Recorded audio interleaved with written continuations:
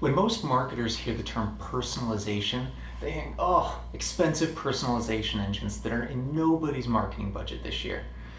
This session hopes to change that with a workshop that walks us through personalized experiences for our customers using a free or affordable Google stack. So the day starts with persona building, understanding our customer segments, and then designing different personas to reflect those.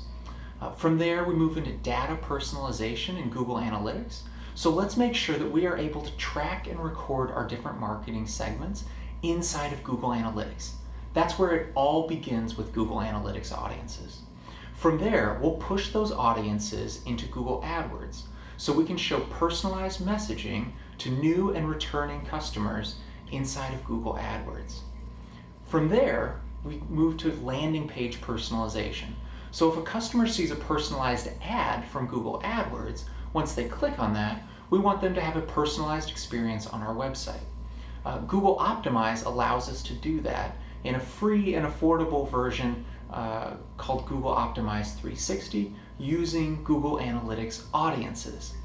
So once we create those personalized experiences on our landing pages, the final step is to create personalized reporting inside a data studio.